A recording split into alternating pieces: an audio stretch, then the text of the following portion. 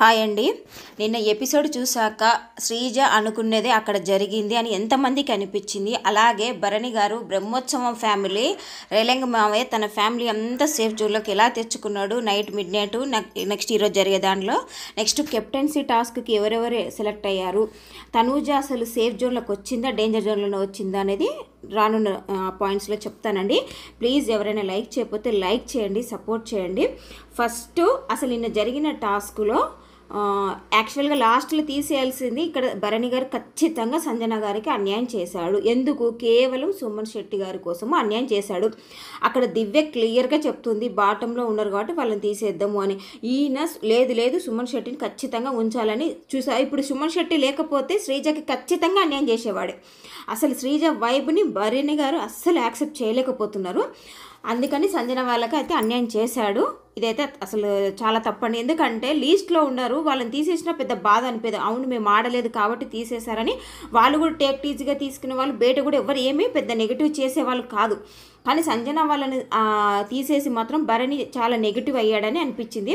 ఇంకొకటి దివ్య గురించి తనుజతో చెప్తున్నాడు, తను చాలా స్పోర్టివ్గా తీసుకుంటుంది, తనతో వైబ్ నాకు నచ్చింది, తను రాగానే నన్ను ఫస్ట్ అన్నది, నువ్వే నా కాంపిటీషన్ అన్నది, తన స్మైల్ బాగుంది, తనతో ఉంటే నాకు కంఫర్ట్గా ఉందంటే ఎలా ఉందంటే అన్నది ఒక సామెత చెప్తాండి.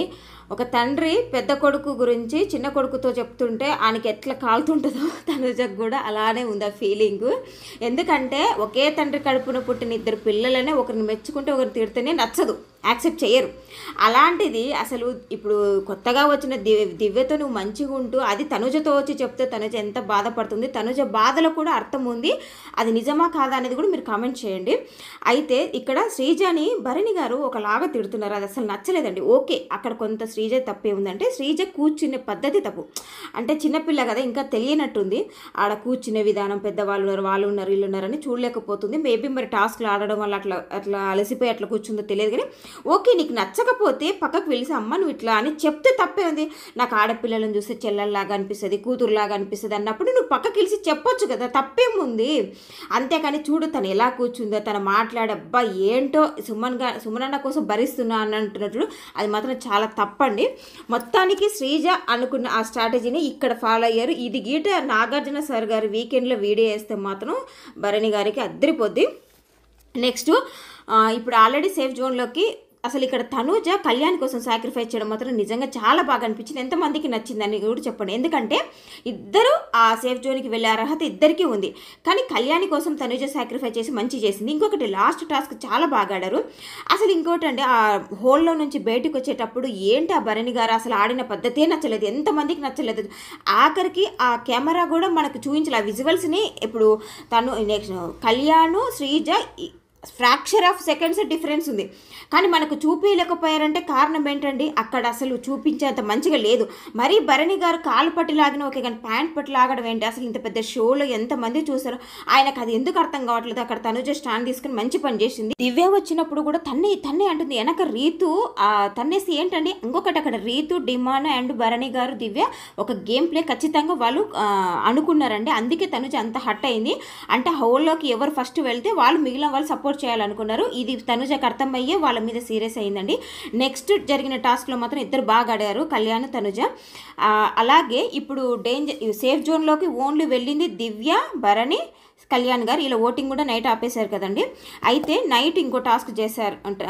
ఈరోజు టాస్క్ ఇంకోటి జరుగుతుంది. ఎవరికి డేంజర్ జోన్లో ఉన్న వాళ్ళకి టాస్క్ పెడుతున్నారంట. అది కూడా ఎవరు సెలెక్ట్ చేయాలి, సేఫ్ జోన్లో ఉన్న వాళ్ళు సెలెక్ట్ చేయమంటే ఇంకా భరణి గారి గురించి తెలిసిందే కదా, సపోర్టింగ్, ఇది ఖచ్చితంగా supporting task. So Bharani garu support చేయడమే కాకుండా దివ్యను కూడా తను అనుకున్న క్యాండిడేట్కి సపోర్ట్ చేయమని అడుగుతాడు. అయితే ఇమ్మాన్యుయల్ కూడా అడుగుతాడు. ఇమ్మాన్యుయల్ అడిగినప్పుడు మాత్రం మా మమ్మీ అడుగుతుంది, తనుజ అడుగుతుంది, చూస్తానంటే ఇప్పుడు ఇమ్మాన్యుయల్ తన పాయింట్ చెప్పడం కూడా తప్ప, తనకంటూ ఒక ఒపీనియన్ ఉండొద్దా? తను ఎవరికో సపోర్ట్ చేయాలనుకుంటాడు. ఎవరి గేమ్ ప్లే వాళ్ళు ఆడితే బాగుంటుంది, లేకపోతే ఇది మళ్ళీ పక్క గ్రూప్ గేమ్ అయిపోతుంది. ఎందుకు ఈయన అందరినీ కంట్రోల్ చేయాలనుకుంటున్నాడు? ఇది మాత్రం కరెక్ట్ కాదు. భరణి గారి గేమ్ అయితే అసలు బాగాలేదు. మొత్తానికి ఆ డేంజర్ జోన్లో గేమ్ ఆడినాక తనుజ గెలిచి సేఫ్ జోన్లోకి వెళ్ళిపోయింది. ఈరోజు ఎపిసోడ్ తర్వాత తనుజ ఓటింగ్ లైన్స్ కూడా ఆపేస్తారు. మరి కళ్యాణ్ ఫ్యాన్స్, తనుజ ఫ్యాన్స్ ఎవరికి ఓటేస్తారో ఈరోజు రేపు క్లియర్గా తెలుస్తుందండి. ఈ వీక్ మాత్రం పక్క ఎలిమినేషన్లో చాలా బిగ్ ట్విస్ట్ ఉంది. మొత్తానికి భరణ్ గారి ఫ్యామిలీ అంతా సేఫ్ జోన్లోకి వచ్చారు. తనకు కావాల్సిన కూతుర్లు, చెల్లెళ్ళు, తమ్ముడు, అన్న అందరు వచ్చేసారండి. తర్వాత కెప్టెన్సీ టాస్క్ ఇక్కడ తనుజ కళ్యాణ్ మాట్లాడుకుంటారు కదా, మరి ఇక్కడ పెడతారు అక్కడ పెడతారు కానీ హైలైట్ ట్విస్ట్ ఇచ్చారు. కాకపోతే చాలా సిల్లీ టాస్క్ ఇచ్చినట్టుగా తెలుస్తుంది. ఆ కెప్టెన్సీ టాస్క్ సేఫ్ జోన్లో ఉన్న 6గురికి కండక్ట్ చేశారంట. అది కూడా లైట్స్ ఆపి కళ్ళకు గంతలు కట్టి పట్టుకోవాలన్నారంట. మరి దీన్ని ఎవరు విన్ అవుతారో చూద్దామండి. కెప్టెన్సీ టాస్క్లో ఎవరు విన్నర్ అనేది అప్డేట్ రాగానే చెప్తానండి. మరిన్ని అప్డేట్స్ కోసం ఛానల్ని సబ్స్క్రైబ్ చేయండి. ఇప్పటికైనా ఎవరైనా లైక్ చెప్పితే లైక్ కూడా చేయండి. ఇంకొకటి అండి, నిన్న రీతు వల్లనే డిమానికి మాత్రం పెద్ద బిస్కెట్ అయినట్టుంది గేమ్. కొంచెం కూల్గా ఆడి ఉంటే మాత్రం ఖచ్చితంగా గెలిచేది. కాకపోతే రీతు ఇక్కడ ఏడుపు రాకుండా ఎందుకు ఏడుస్తుందండి? రీతు నిజంగా ఏడ్చిందా, ఆర్టిఫిషియల్ అనిపించిందా? కామెంట్ చేయండి. అలాగే ఈ కెప్టెన్సీ కంటెంట్ ఎవరయ్యారనేది కూడా అప్డేట్ రాగానే చెప్తాను. మరిన్ని అప్డేట్స్ కోసం ఛానల్ సబ్స్క్రైబ్